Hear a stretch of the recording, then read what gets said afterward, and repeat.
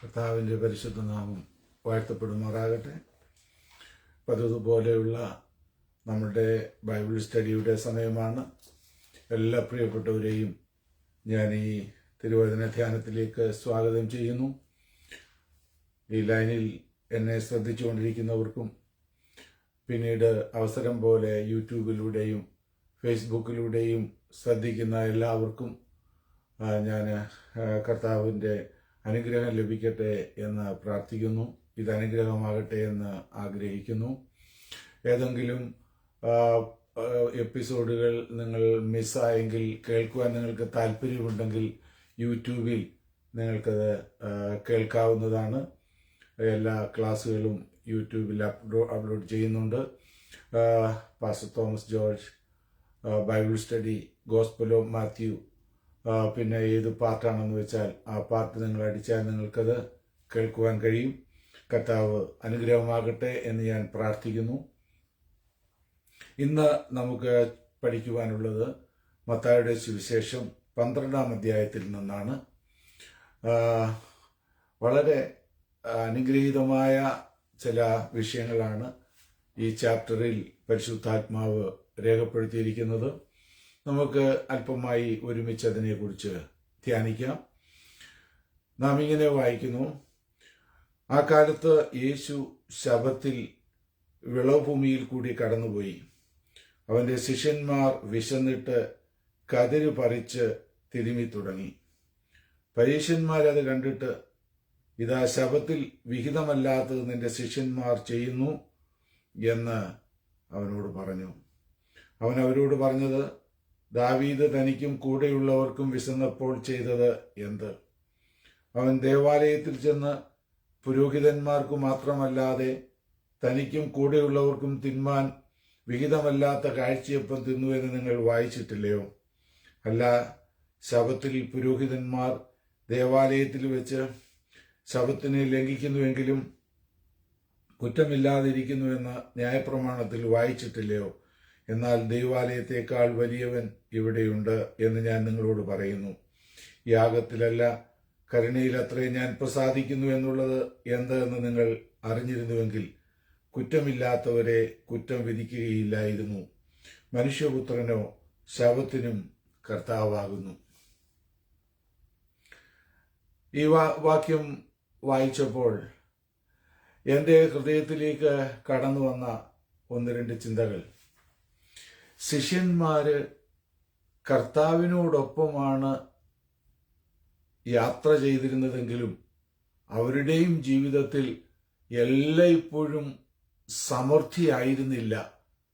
ബുദ്ധിമുട്ടുകളും ഞെരുക്കങ്ങളും വിശപ്പുകളുമൊക്കെ അവർക്കും നേരിടേണ്ടി വന്നിട്ടുണ്ടല്ലോ.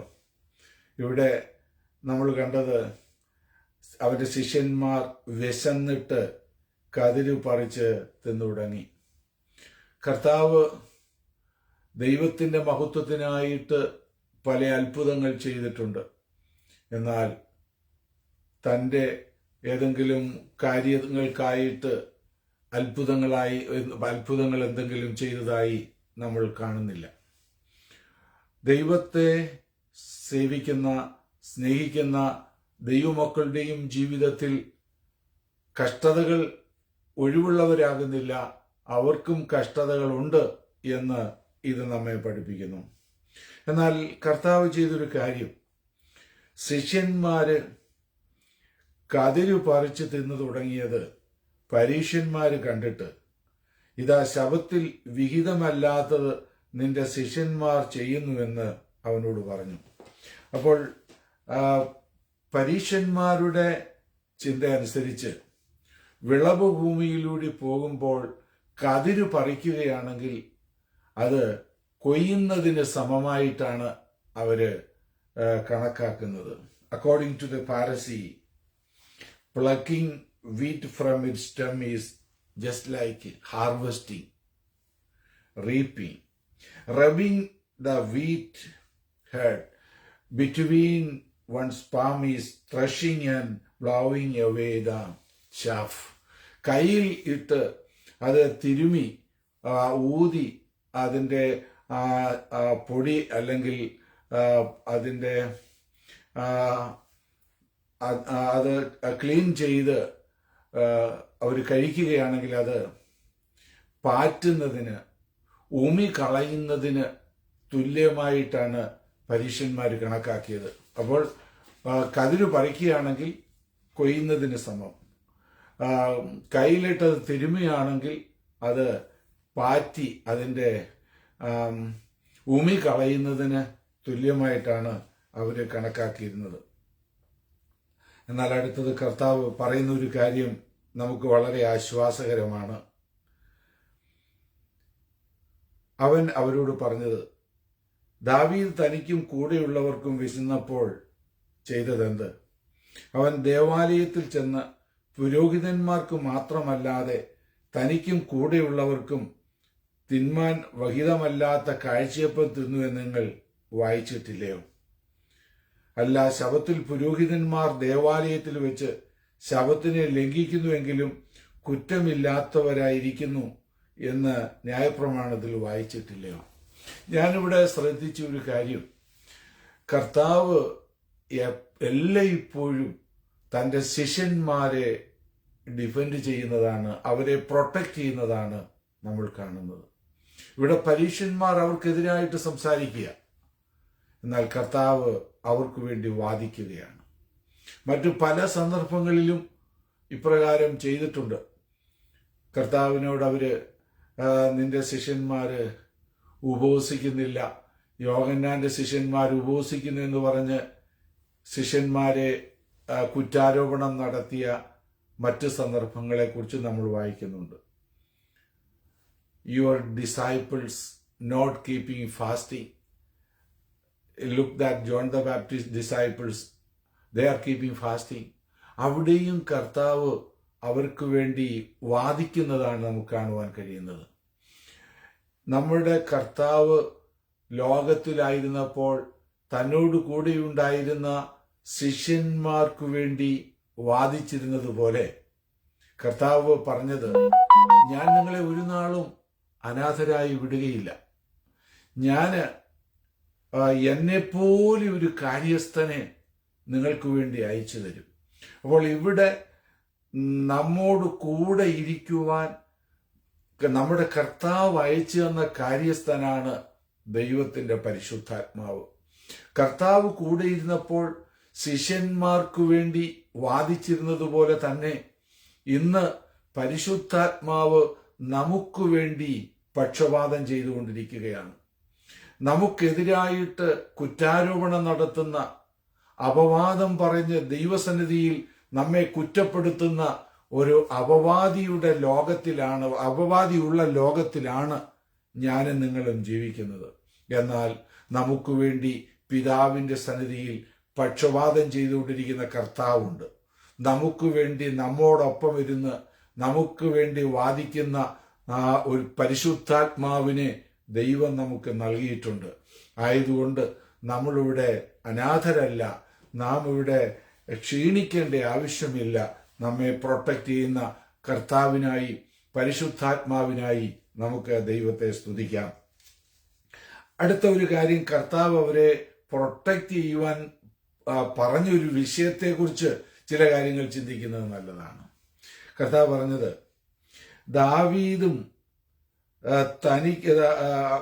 ദാവീദ് തനിക്കും കൂടെയുള്ളവർക്കും വിശന്നപ്പോൾ ചെയ്തതെന്ത്? അവൻ ദേവാലയത്തിൽ ചെന്ന് പുരോഹിതന്മാർക്ക് മാത്രമല്ലാതെ തനിക്കും കൂടെയുള്ളവർക്കും തിന്മാൻ വിഹിതമില്ലാത്ത കാഴ്ചയപ്പം തിന്നു എന്ന് നിങ്ങൾ വായിച്ചിട്ടില്ലയോ? എവിടെയാണ് ഈ കാര്യം പറഞ്ഞിരിക്കുന്നത്? നമ്മൾ ദൈവവചനത്തിൽ വായിച്ചാൽ ഈ കാഴ്ചയപ്പം എന്ന് പറയുന്നത് ദേവാലയത്തിലെ കാഴ്ചയപ്പത്തിന്റെ മേശയിൽ 2 റോകളായി, അടുക്കുകളായിട്ട് 6 അപ്പം അടുക്കി വെക്കണമെന്ന് അവർക്ക് പ്രമാണം കൊടുത്തിരുന്നു. നാം അത് വായിക്കുന്നത് ലേവ്യ പുസ്തകം 24-ാം അധ്യായത്തിലാണ്. ഞാൻ 1-2 വാക്യങ്ങൾ വായിച്ചു കേൾപ്പിക്കാം. ലേവ്യ പുസ്തകം 24-ന്റെ 6-ാം വാക്യത്തിൽ നമ്മൾ എന്താണ് കാണുന്നത്?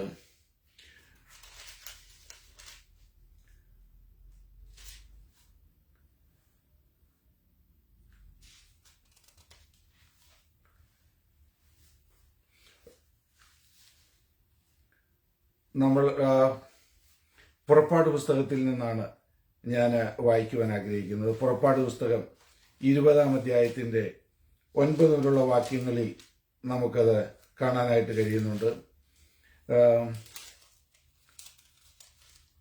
20:9 നമ്മൾ കാണുന്നത്, ശബത്ത് നാടിനെ ശുദ്ധീകരിക്കുവാൻ ഓർക്ക, 6 ദിവസം അധ്വാനിച്ച് നിന്റെ വേലയൊക്കെയും ചെയ്യുക. 7-ാം ദിവസം നിന്റെ ദൈവമായ യഹോവയുടെ ശബത്താകുന്നു.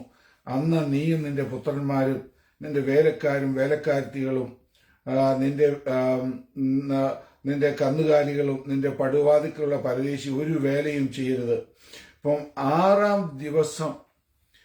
ദിവസം വേല ചെയ്ത ശേഷം 7-ാം ദിവസം സ്വസ്ഥമായിരിക്കണമെന്ന് ദൈവം ശബത്ത് അവർക്ക് നിശ്ചയിച്ചു കൊടുത്തു എന്ന് നമ്മൾ വായിക്കുന്നുണ്ട്.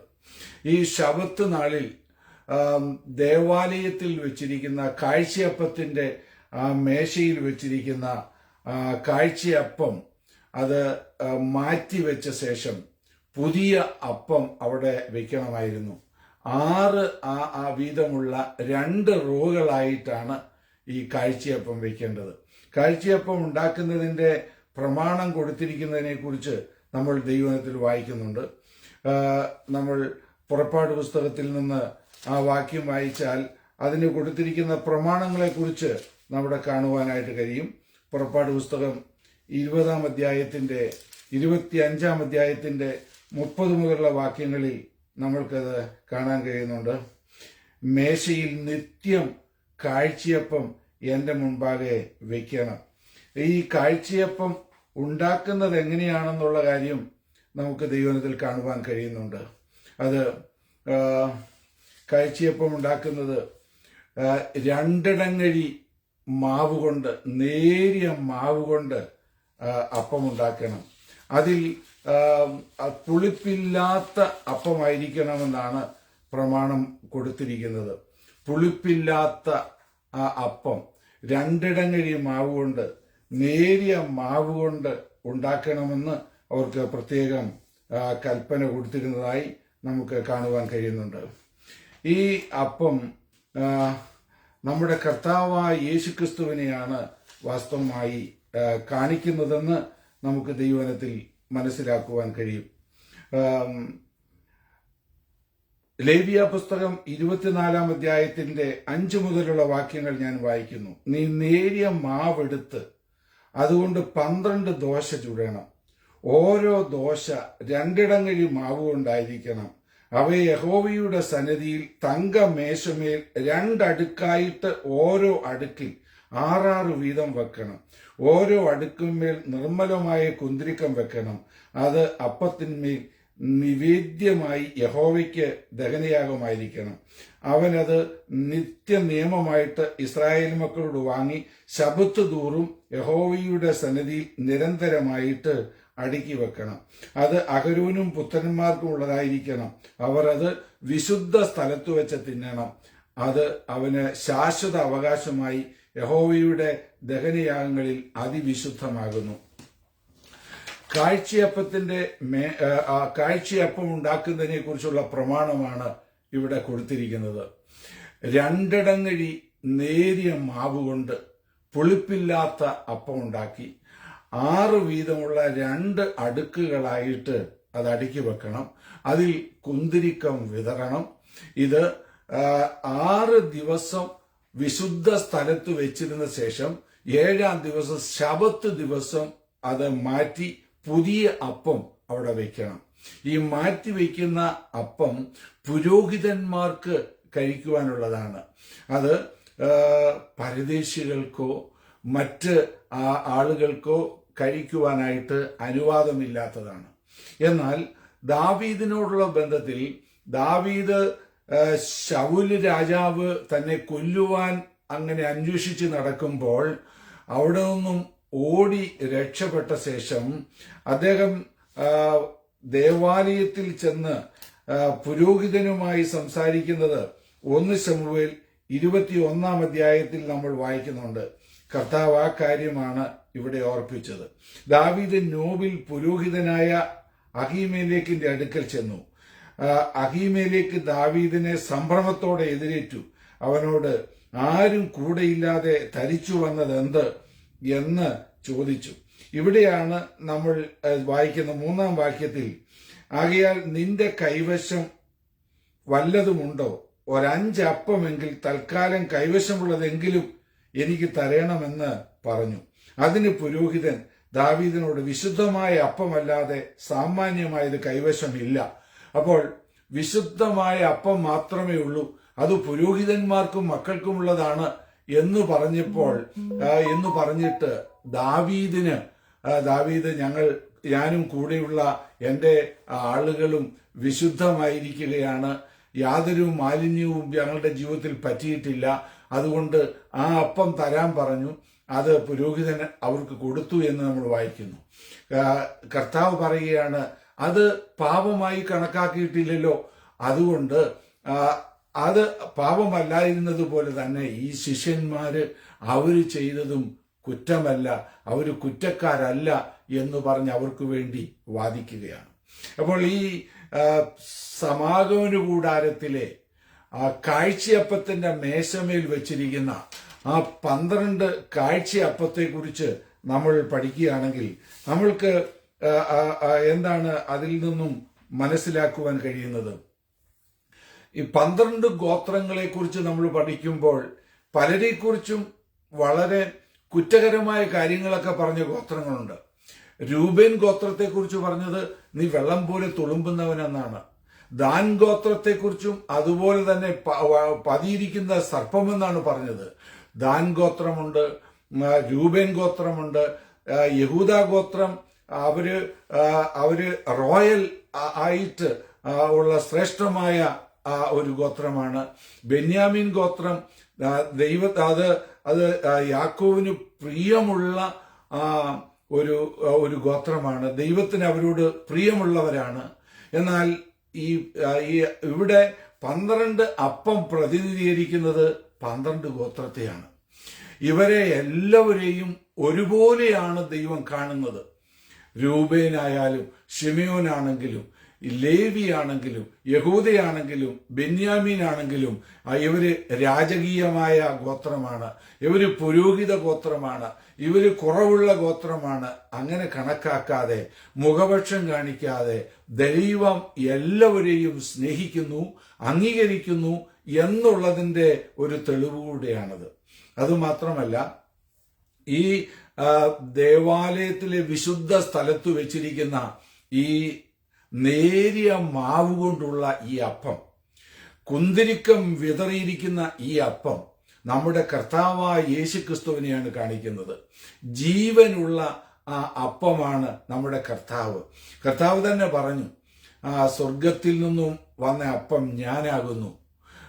ആ മന്ന നമ്മുടെ കർത്താവിന് നിഴലാണ് എന്നാണ് നമ്മൾ വായിക്കുന്നത്. ഇത് ആർക്കു വേണ്ടിയുള്ളതാണ്? പുരോഹിതന്മാർക്ക് വേണ്ടിയുള്ളതാണ്. ദൈവമക്കൾ രാജകീയ പുരോഹിത വർഗമാണ്. നാം എല്ലാ ദിവസവും ഭക്ഷിക്കേണ്ട വിശുദ്ധമായ അപ്പമാണ് നമ്മുടെ കർത്താവായ യേശുക്രിസ്തു. ആ കർത്താവായ യേശുക്രിസ്തുവിനെ നമ്മൾ ദിവസം തോറും ധ്യാനിച്ച് നമ്മുടെ ജീവിതം ആ ദൈവവചന അടിസ്ഥാനത്തിൽ നമ്മൾ നടത്തേണ്ടതാണ്, നമ്മൾ സൂക്ഷിക്കേണ്ടതാണ്.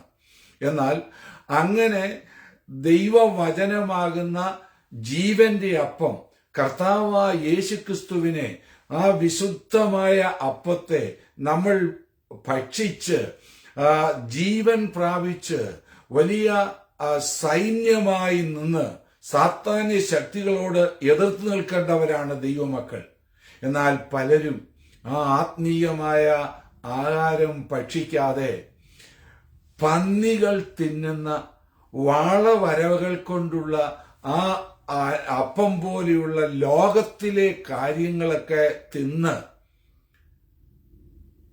സാത്താന്യ ശക്തികളോട് എതിർത്ത് നിൽക്കുവാൻ പ്രാപ്തരാകുന്നതിന് പകരം ബലഹീനരായി, ക്ഷീണിതരായി, രോഗികളായി കഴിയുന്ന അനുഭവമാണ് ലോകത്തിൽ നമുക്ക് കാണുവാൻ കഴിയുന്നത്. എന്നാൽ ഈ സന്ദർഭത്തിൽ ഞാൻ ഓർപ്പിക്കട്ടെ, നമ്മുടെ കർത്താവ് തന്നെ പറഞ്ഞു, എന്നെ തിന്നാതെയും എന്റെ രക്തം കുടിക്കാതെ ഇരിക്കുന്നവർക്ക് ജീവിക്കുവാൻ സാധ്യമല്ല. അപ്പം നമ്മുടെ കർത്താവിന്റെ ആ വചനം ധ്യാനിച്ച് അത് നമ്മുടെ ജീവിതത്തിൽ അനുഭവമാക്കി നാം ശക്തരായി സാത്താന്യ ശക്തികളോട് എതിർക്കുകയും പുഷ്ടിയുള്ളവരായി അനുഗ്രഹിക്കപ്പെട്ടവരായി ജീവിക്കുകയും ചെയ്യുവാൻ ദൈവത്തിന്റെ വചനം നമ്മെ പഠിപ്പിക്കുന്നു. ഇല്ല എങ്കിൽ നമ്മൾ ക്ഷീണിതരായി പോകും എന്നുള്ള കാര്യം നമ്മൾ മറന്നു പോകരുത്. അപ്പോൾ ഈ കർത്താവ് ഈ പ്രത്യേക കാര്യം പറഞ്ഞ് തന്റെ ശിഷ്യന്മാർക്ക് വേണ്ടി പ്രൊട്ടക്ട് ചെയ്ത കാര്യമാണ് ഞാൻ ഓർപ്പിച്ചത്. പഴയ നിയമത്തിൽ ശബത്ത് ദൈവമാണ് വെച്ചിരുന്നത്. 6 ദിവസം വേല ചെയ്യണം, 7-ാം ദിവസം വിശ്രമിക്കണം. ഇത് ദൈവം മനുഷ്യരുടെയും മൃഗജാലങ്ങളുടെയും ഭൂമിയുടെയും എല്ലാം നന്മയ്ക്കു വേണ്ടി ദൈവം ചെയ്തതാണ്. എന്നാൽ യഹൂദന്മാർ, പരീശന്മാർ അതിനെ നിയമങ്ങളാക്കി വെച്ചിട്ട് മറ്റുള്ളവർക്ക് അതൊരു ബേഡനാക്കി തീർക്കുന്നു എന്നാണ് ഇവിടെ നമുക്ക് കാണുവാൻ കഴിയുന്നത്. കർത്താവ് പറഞ്ഞത്, ഞാന് യാഗത്തിലല്ല കരുണയിലത്രേ പ്രസാദിക്കുന്നത്. മതപരമായ കാര്യങ്ങൾ, ആത്മീയ കാര്യങ്ങൾ ഒരു ചടങ്ങ് പോലെ നടത്തിക്കൊണ്ടു പോകുന്നത് കൊണ്ട് ആർക്കും പ്രയോജനമില്ല. അത് നമ്മുടെ ജീവിതത്തിൽ നമ്മൾ അനുസരിക്കുന്നവരാണെങ്കിൽ മാത്രമേ നമുക്കതുകൊണ്ട് പ്രയോജനമുള്ളൂ എന്നാണ് കർത്താവ് പറയുന്നത്. എന്നാൽ ദൈവാലയത്തെക്കാൾ വലിയവൻ ഇവിടെയുണ്ട്. നോക്കുക, ന്യായപ്രമാണം ദൈവമാണ് നൽകിയത്, ശബത്തിനെ നിയമിച്ചിരിക്കുന്നത് ദൈവമാണ്. ആ ദൈവം ശബത്തിനെ വെച്ചിരിക്കുന്നത് മനുഷ്യരുടെ നന്മയ്ക്ക് വേണ്ടിയാണ്, അത് മറ്റുള്ളവർക്കൊരു ഭാരമാക്കുവാനല്ല. അതാണ് കർത്താവ് പറയുന്നത്, ഇവിടെ ഇതാ ദേവാലയത്തെക്കാൾ വലിയവൻ ഇവിടെയുണ്ട് ഞാൻ നിങ്ങളോട് എന്ന് ഞാൻ നിങ്ങളോട് പറയുന്നു. യാഗത്തിലല്ല കരുണയിലത്രേ ഞാൻ പ്രസാദിക്കുന്നു എന്നുള്ളത് നിങ്ങൾ അറിഞ്ഞിരുന്നുവെങ്കിൽ കുറ്റമില്ലാത്തവരെ കുറ്റം വിധിക്കുകയില്ലായിരുന്നു. മനുഷ്യപുത്രനോ ശബത്തിനും കർത്താവാകുന്നു. ഇപ്പൊ ശിഷ്യന്മാരെ കർത്താവ് അവിടെ പ്രൊട്ടക്ട് ചെയ്യുന്നതാണ് നമ്മൾ കണ്ടത്. അടുത്തത് അതുമായി ബന്ധപ്പെട്ടൊരു വിഷയം തന്നെയാണ്. അവൻ അവിടം വിട്ട് അവരുടെ പള്ളിയിൽ ചെന്നപ്പോൾ കൈ വരണ്ട ഒരു മനുഷ്യനെ കണ്ടു. അവർ അവനിൽ കുറ്റം ചുമത്തേണ്ടതിന് ശബത്തിൽ സൗഖ്യമാക്കുന്നത് വിഹിതമോ എന്ന് അവനോട് ചോദിച്ചു. അവൻ അവരോട്, നിങ്ങളിൽ ഒരുത്തനൊരാടുണ്ടെന്നിരിക്കട്ടെ, അത് ശബത്തിൽ കുഴിയിൽ വീണാൽ അവൻ അതിനെ പിടിച്ചു കയറ്റുകയില്ലയോ? എന്നാൽ മനുഷ്യൻ ആടിനേക്കാൾ എത്ര വിശേഷതയുള്ളവൻ! ആകയാൽ ശബത്തിൽ നന്മ ചെയ്യുന്നത് വിഹിതം തന്നെ എന്ന് പറഞ്ഞു. പിന്നെ ആ മനുഷ്യനോട് കൈ നീട്ടുക എന്ന് പറഞ്ഞു. അവൻ നീട്ടി, അത് മറ്റതുപോലെ സൗഖ്യമായി. പരീശന്മാരോ പുറപ്പെട്ട് അവനെ നശിപ്പിപ്പാൻ വേണ്ടി അവനു വേണ്ടി വിരോധമായി തമ്മിൽ ആലോചിച്ചു. യേശു അതറിഞ്ഞിട്ട് അവിടം വിട്ടുപോയി. വളരെ പേര് അവന്റെ പിന്നാലെ ചെന്നു. അവൻ അവരെയൊക്കെയും സൗഖ്യമാക്കി തന്നെ പ്രസിദ്ധമാക്കരുതെന്ന് അവരോട് ആജ്ഞാപിച്ചു എന്നാണ് നമുക്ക് കാണുവാൻ കഴിയുന്നത്. മറ്റൊരു പ്രത്യേക വിഷയമാണ് ഇവിടെ നാം കാണുന്നത്. കൈ വരണ്ട ഒരു മനുഷ്യൻ, അത് ഒരുവിധം ഒരു പാരലൈസ്ഡ് ആയ അനുഭവമാണ്. യേശു അങ്ങനെയുള്ളവരെ കാണുമ്പോൾ മനസ്സലിയും സൗഖ്യമാക്കും എന്ന് ഈ പരീശന്മാർക്കറിയാം. അപ്പോൾ അവരിങ്ങനെ നോക്കിക്കൊണ്ടിരിക്കുകയാണ്, എന്താണ് യേശു ചെയ്യുന്നത്? ഇവനെ സൗഖ്യമാക്കുകയാണെങ്കിൽ ശബത്ത് ലംഘിച്ചു എന്നുള്ള കുറ്റം യേശുവിന്റെ മേൽ ചുമത്താം. അതിനുവേണ്ടിയാണ് അവര് ശ്രദ്ധിച്ചത്. അപ്പോൾ കർത്താവിനത് മനസ്സിലായി. എന്നിട്ട് കർത്താവ് അവരോട് പറയുകയാണ്, നിങ്ങളുടെ അടുത്തൊരു ആടുണ്ടെന്നിരിക്കട്ടെ, അത് ശബത്തിൽ കുഴിയിൽ വീണാൽ അതിനെ പിടിച്ചു കയറ്റുകയില്ലയോ? എന്നാൽ മനുഷ്യൻ ആടിനേക്കാൾ എത്ര വിശേഷമുള്ളവരാകുന്നു. ആകയാൽ ശബത്തിൽ നന്മ ചെയ്യുന്നത് വിഹിതം തന്നെ എന്ന് പറഞ്ഞു. പിന്നെ ആ മനുഷ്യനോട് കൈ നീട്ടുക എന്ന് പറഞ്ഞു. അവൻ നീട്ടി, അത് മറ്റേതുപോലെ സൗഖ്യമായി. വളരെ ഇൻട്രസ്റ്റ് ആയിട്ടുള്ള ഒരു ഒരു മാറ്ററാണ് നമുക്കിവിടെ കാണുവാൻ കഴിയുന്നത്. കൈ വരണ്ടൊരു മനുഷ്യൻ, അവന്റെ കൈ നിർജീവമാണ്. എന്നാൽ യേശുവിനോട് പറയുക, കൈനീട്ട്.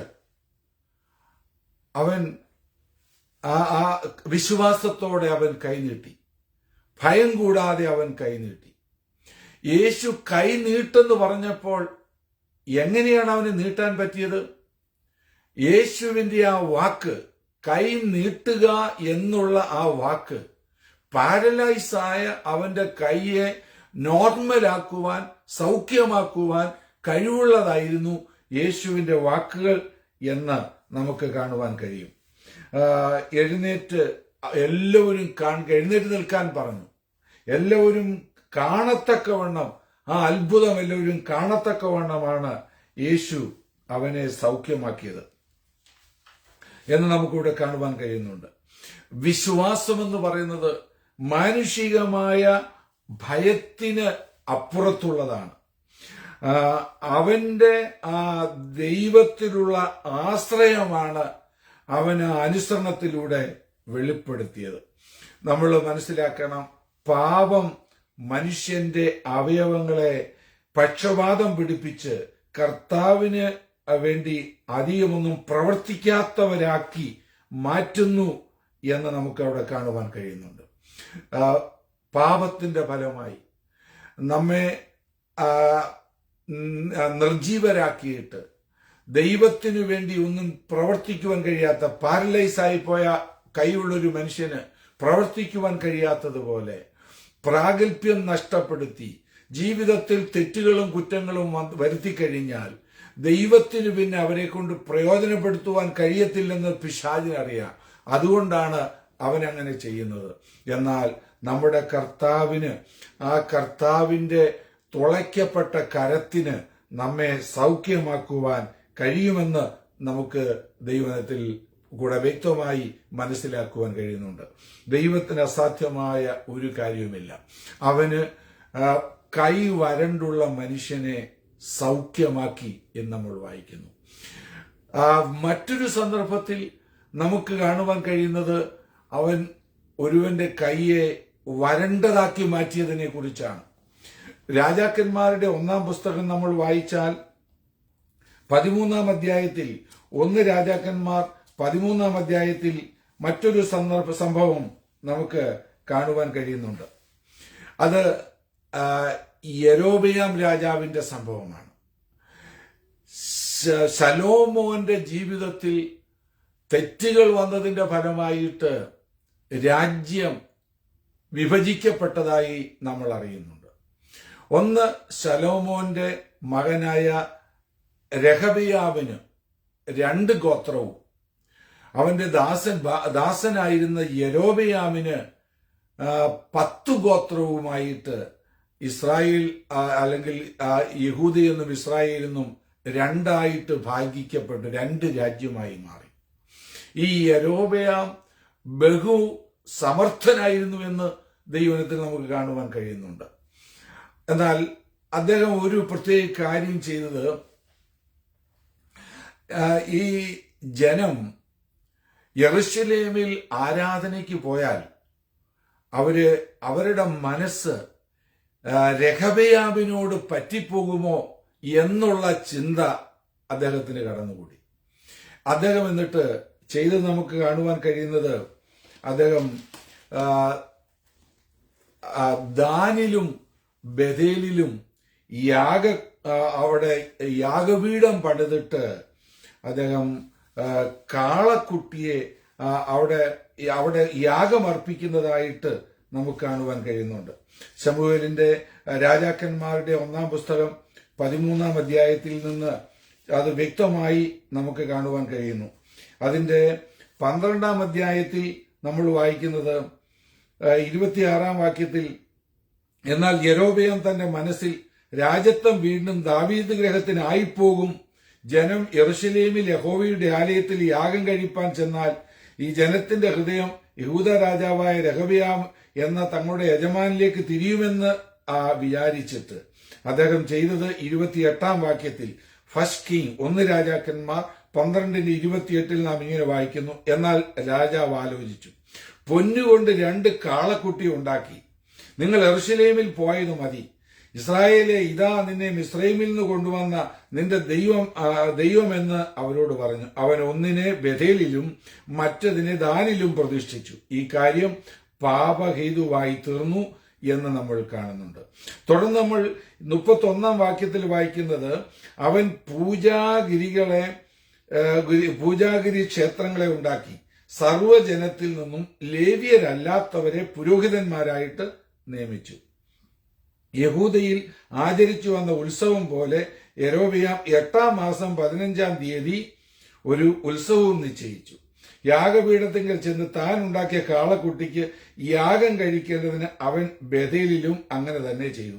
അപ്പോൾ യൊരോബെയാം ചെയ്ത കാര്യമാണ് നമ്മുടെ വായിക്കുന്നത്. അദ്ദേഹം ദാനിലും ബഥേലിലും യാഗപീഠങ്ങൾ പണിത് അവിടെ യാഗം കഴിക്കുകയും അതുമാത്രമല്ല ലേവ്യരല്ലാത്തവരെ പുരോഹിതന്മാരായി നിയമിക്കുകയും പ്രത്യേക ഇസ്രായേൽ മക്കൾക്കുള്ളതുപോലെ തന്നെ ഉത്സവത്തിനുള്ള പ്രത്യേക ദിവസങ്ങൾ വെക്കുകയൊക്കെ ചെയ്തു. ഇത് ദൈവത്തിന് പ്രസാദകരമല്ലാതെ വന്നു. നമ്മൾ 13-ാം അധ്യായത്തിൽ 1 രാജാക്കന്മാർ 13-ാം അധ്യായത്തിൽ വായിക്കുന്നത്, യൊരോബെയാം ധൂപം കാട്ടുവാൻ പീഠത്തിനരികെ നിൽക്കുമ്പോൾ ഒരു ദൈവപുരുഷൻ യഹോവയുടെ കൽപ്പനയാൽ യഹൂദയിലേക്ക് ചെന്നു. അവൻ യഹോവയുടെ കൽപ്പനയാൽ യാഗപീഠത്തോട്, യാഗപീഠമേ യാഗപീഠമേ യഹോവ ഇപ്രകാരം അരുളി ചെയ്യുന്നു. അപ്പോൾ യൊരോബെയാം വാസ്തവത്തിൽ രാജാവാണ്.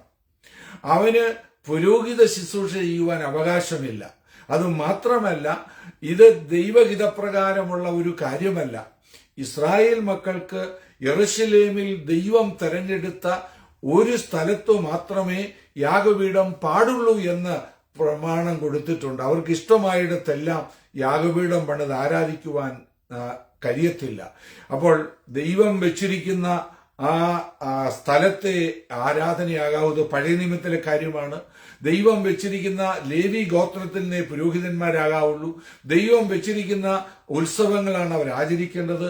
എന്നാൽ യൊരോബെയാം അതിനെയെല്ലാം ലംഘിച്ച് യാഗപീഠം പണിതു, തനിക്ക് ബോധിച്ചവരെയൊക്കെ പുരോഹിതന്മാരാക്കി, താനും യാഗം കഴിക്കുവാനായിട്ട് അവിടെ ചെന്നു.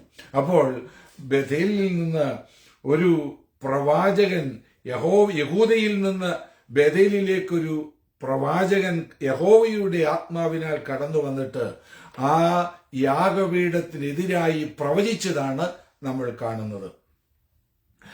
4-ാം വാക്യത്തിൽ, ദൈവപുരുഷൻ ബഥേലിലെ യാഗപീഠത്തിന് വിരോധമായി വിളിച്ചു പറഞ്ഞ വചനം യൊരോബെയാം കേട്ടപ്പോൾ അവൻ യാഗപീഠത്തിങ്കൽ നിന്ന് കൈ നീട്ടി അവനെ പിടിക്കുവാൻ കൽപ്പിച്ചു. എങ്കിലും അവന്റെ നേരെ നീട്ടിയ കൈ വരണ്ടുപോയി തിരികെ മടക്കുവാൻ കഴിവില്ലാതായി എന്ന് നമ്മളിവിടെ വായിക്കുന്നു. അപ്പോൾ കർത്താവ് ദേവാലയത്തിൽ ചെന്ന് കൈ വരണ്ടുള്ള ഒരു മനുഷ്യന്റെ കൈ സൗഖ്യമാക്കി. എന്നാൽ ഇവിടെ അനുസരണക്കേട് കാണിച്ച യൊരോബെയാമിന്റെ കൈയെ ദൈവം വരൾച്ചയുള്ളതാക്കി മാറ്റി. കാര്യം യാഗപീഠത്തിനെതിരായിട്ട് പ്രവചിച്ചതായ യഹോവയുടെ പ്രവാചകനെ പിടിക്കെന്ന് പറഞ്ഞ് കോപിച്ച് കൈ നീട്ടിയപ്പോൾ ആ കൈ പിന്നെ തിരിച്ചെടുക്കുവാൻ കഴിയാതെ അത് പാരലൈസ്ഡായി പോയി, വരണ്ടുപോയി എന്നാണ് നമ്മൾ കാണുന്നത്. അപ്പോൾ രാജാവിന് ഭയങ്കര വിഷമമായി.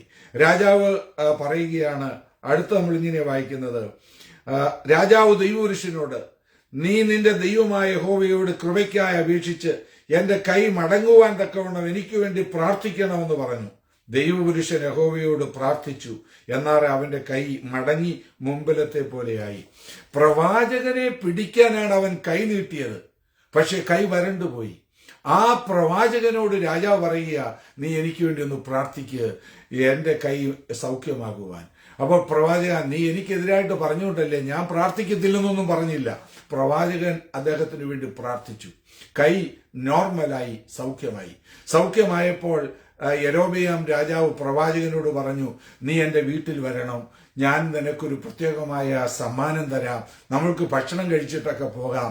അപ്പോൾ പ്രവാചകൻ പറഞ്ഞു, ഇല്ല, എന്റെ ദൈവം എന്നോട് പറഞ്ഞിട്ടുണ്ട് അങ്ങനെ ചെയ്തുകൂടെന്ന് നാം ഇങ്ങനെയാ വായിക്കുന്നത്, 7-ാം വാക്യത്തിൽ രാജാവ് ദൈവപുരുഷനോട്, നീ എന്നോടുകൂടെ അരമനയിൽ വന്ന് അല്പം ആശ്വസിച്ചു കൊള്ളുക, ഞാൻ നിനക്കൊരു സമ്മാനം തരുമെന്ന് പറഞ്ഞു. ദൈവപുരുഷൻ രാജാവിനോട്, നിന്റെ അരമനയിൽ പകുതി തന്നാലും ഞാൻ നിന്നോടുകൂടെ വരികയില്ല.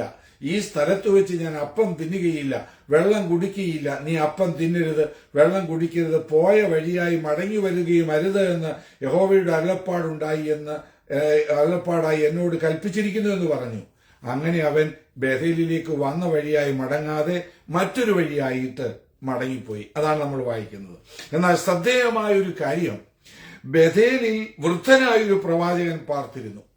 അദ്ദേഹം വന്നില്ല, വീട്ടിലായിരുന്നു.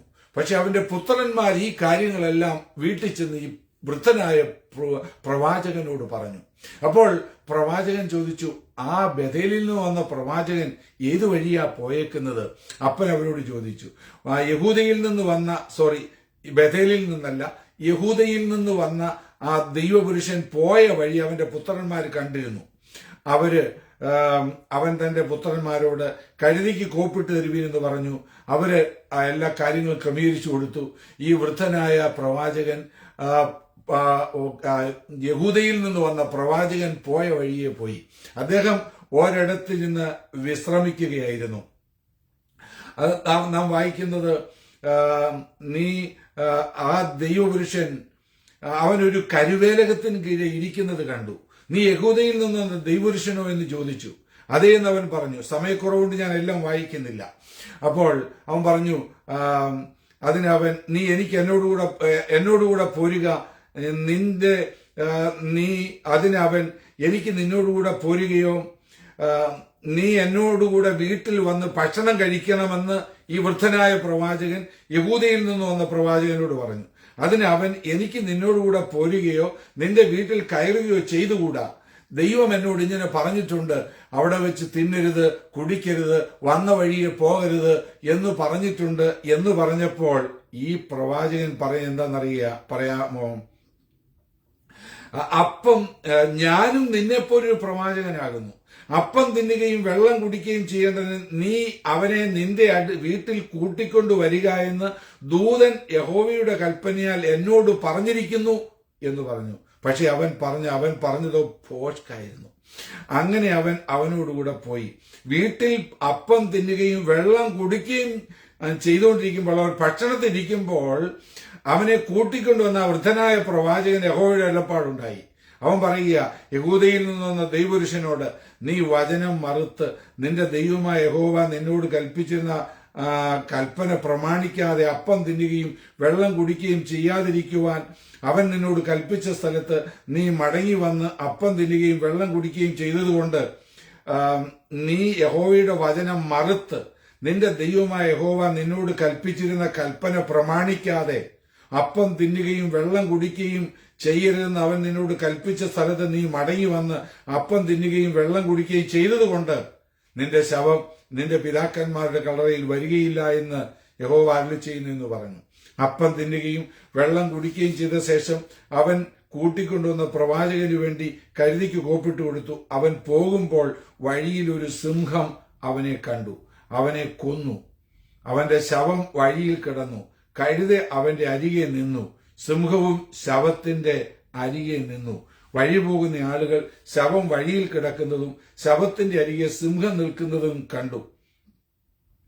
വൃദ്ധനായ പ്രവാചകൻ പാർക്കുന്ന പട്ടണത്തിൽ ചെന്ന് അറിയിച്ചു. അപ്പോൾ വളരെ ശ്രദ്ധിക്കേണ്ട ഒരു പാഠം ഇതിനകത്തുണ്ട്.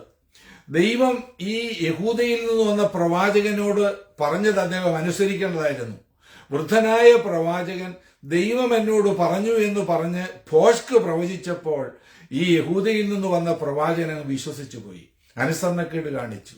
അതിന്റെ ഫലമായിട്ട് ദൈവകോപം വന്നിട്ട് ദൈവം പറഞ്ഞിട്ടൊരു സിംഹം അവനെ വഴിയിൽ വെച്ച് കൊന്നുകളഞ്ഞു.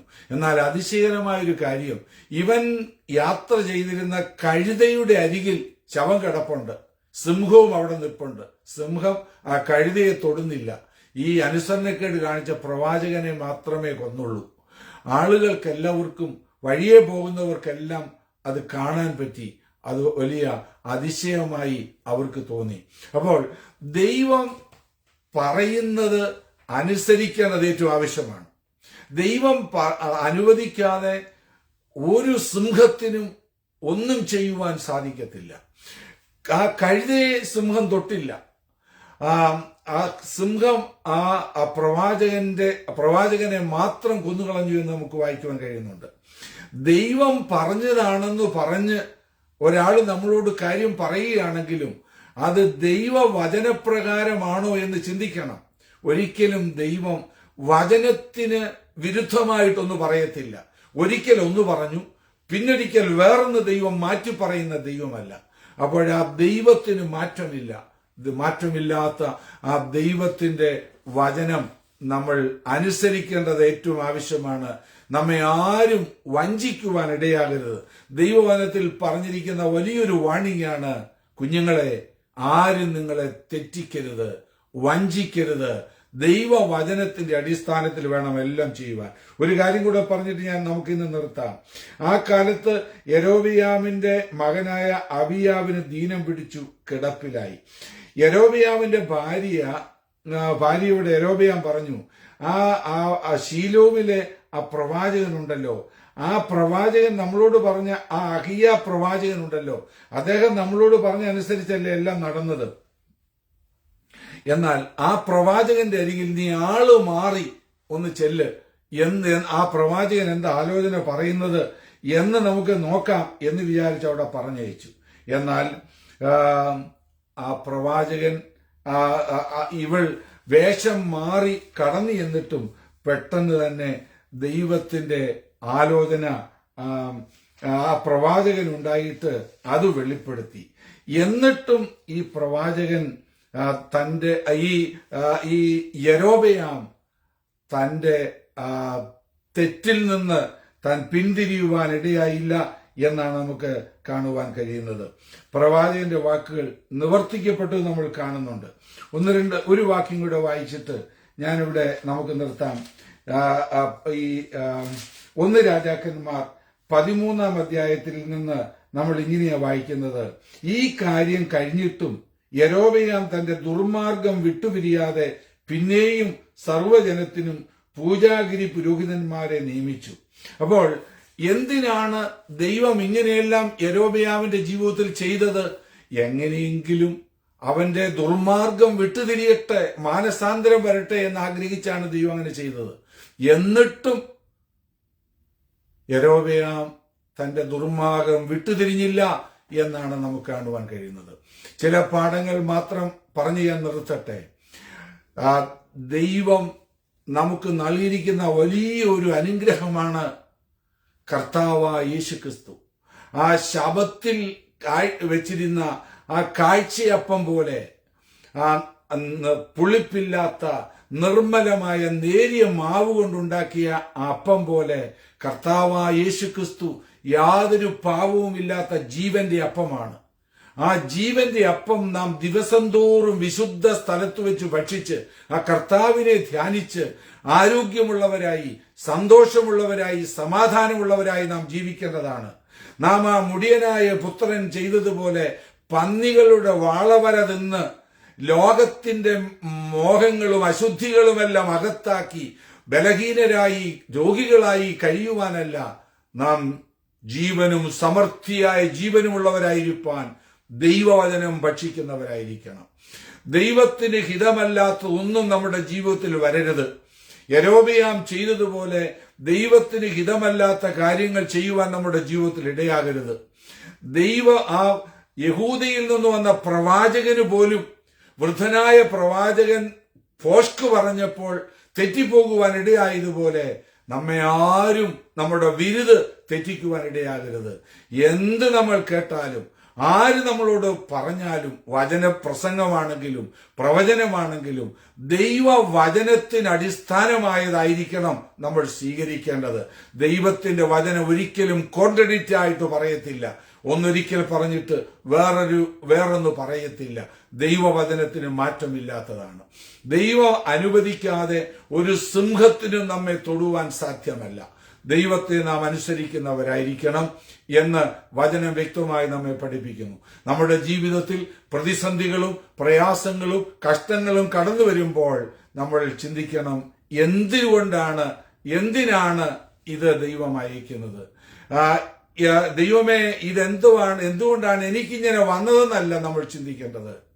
ഇതിൽ കൂടെ എന്നെ എന്താണ് നീ പഠിപ്പിക്കുവാൻ ആഗ്രഹിക്കുന്നത്? ഞാൻ എന്തായി തീരണം കർത്താവേ? നമ്മുടെ ജീവിതത്തിൽ ഏതെങ്കിലും വിഷയത്തിൽ നിന്ന് നാം മാനസാന്തരപ്പെടണമെങ്കിൽ നാം ആ ദുർമാർഗങ്ങൾ, നാം ആ തെറ്റായ വഴികൾ വിട്ടുതിരിഞ്ഞ് ദൈവത്തിന് പ്രസാദമുള്ളവരായിരിക്കണം. ദൈവം നമ്മെ സ്നേഹിക്കുന്നു. ദോഷമായി ഒന്നും നമ്മുടെ ജീവിതത്തിൽ ദൈവം ചെയ്യുവാൻ ആഗ്രഹിക്കുന്നില്ല. പ്രയാസങ്ങളിലൂടെ നാം കടന്നു പോകുന്നെങ്കിൽ അത് നമ്മെ മടക്കി വരുത്തി ദൈവത്തിന് ഇഷ്ടമുള്ള വഴികളിൽ നമ്മെ നടത്തുവാൻ വേണ്ടിയാണ് ദൈവം ആ വഴിയിൽ നമ്മെ അയക്കുന്നത് എന്ന് നമ്മൾ ഓർത്ത് ദൈവത്തിലേക്ക് മടങ്ങി വരുവാൻ ഇടയാകണം. ഈ തിരുവചനം അതിനായി നമ്മെ സഹായിക്കട്ടെ എന്ന് ഞാൻ ആത്മാർത്ഥമായി പ്രാർത്ഥിക്കുകയാണ്. ഈ വചനത്തിന് മുമ്പിൽ എന്നെയും ഞാൻ ദൈവസന്നിധിയിൽ സമർപ്പിക്കുന്നു. നമുക്കൊരു വാക്ക് ഒരുമിച്ച് പ്രാർത്ഥിക്കാം. സ്വർഗീയ പിതാവേ, ഈ സമയത്തിനായി ഞങ്ങൾ സ്തോത്രം ചെയ്യുന്നു. അവിടുത്തെ വചനം അത് തേനിനേക്കാളും തേൻകട്ടയേക്കാളും മാധുര്യമേറിയതാണ്. അത് ഞങ്ങളെ രക്ഷയ്ക്ക് ജ്ഞാനികളാക്കുന്നതാണ്. ഞങ്ങൾ പോകേണ്ടുന്ന വഴി ഞങ്ങളെ കാണിക്കുന്നതാണ്. ആ വിശുദ്ധ അപ്പം എല്ലാ ദിവസവും ഞങ്ങൾ ഭക്ഷിച്ച് ശക്തരായി ജീവിക്കുവാൻ, ശത്രുവിനോട് എതിർത്ത് നിന്ന് ജയിക്കുവാൻ പ്രാപ്തരാക്കി ഞങ്ങളെ തീർക്കണമേ. നിന്നെ ശ്രദ്ധയോടെ അനുസരിക്കുവാൻ ഞങ്ങൾക്കിടയാക്കണമേ. ഞങ്ങളെ വിരുത് തെറ്റിക്കുവാൻ ആർക്കും ഞങ്ങൾ ഏൽപ്പിച്ചു കൊടുക്കാതെ വചനപ്രകാരം ജീവിപ്പാൻ സഹായിക്കണമേ. ഈ വചനം കേൾക്കുന്ന എല്ലാവരെയും ഞാൻ അനുഗ്രഹിച്ചു പ്രാർത്ഥിക്കുന്നു. പരിശുദ്ധാത്മാവ് അവരുടെ ഹൃദയത്തിൽ പ്രവർത്തിച്ചാട്ടെ. പ്രാർത്ഥന കേട്ടതുകൊണ്ട് സ്തോത്രം. എളിയവനെയും ദൈവകരങ്ങളിൽ സമ്പൂർണമായി സമർപ്പിക്കുന്നു. മഹത്വം കർത്താവിന് തന്നെ നൽകുന്നു. യേശുവിന്റെ നാമത്തിൽ തന്നെ. ആമേൻ.